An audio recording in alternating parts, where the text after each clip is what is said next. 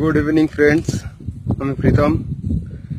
এই মুহূর্তে ঝাড়গ্রামের থেকে একটু দূরে এসেছি, যেখানে লাল রঙের আকাশের কিরণের মাঝখানে সূর্য অস্ত যাচ্ছে। বিকেলবেলা, গোধূলি, আর তার সাথে এইরকম সূর্যাস্ত, গ্রামের অপরূপ সৌন্দর্য,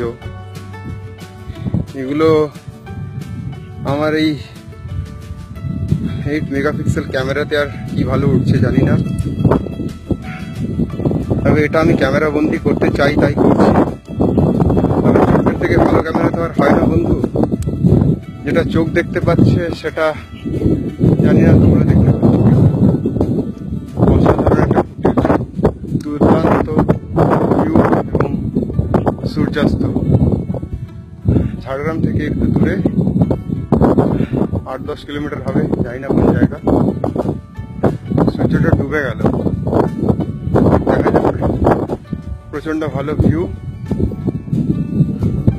চারপাশে দূর দূরান্ত পর্যন্ত কোনো বাড়ি নেই, কিছু নেই, মোটামুটি পুরো ফাঁকা জায়গা।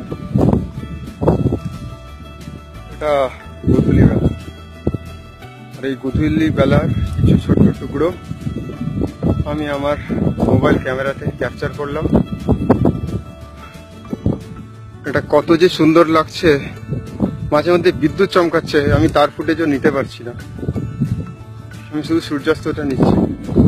এদিকে করাচ্ছি, যদি ভিডিও ফুটেজে বিদ্যুৎ চলে আসে তাহলে আপনারা ওটা দেখে।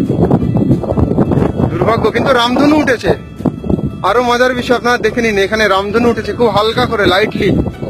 চোখে পাচ্ছেন কিনা দেখতে জানি না, খুব ধীরে, মানে খুব হালকা লাইট কালারের একটা রামধনু উঠেছে। মানে রামধনু তো একটাই ওঠে,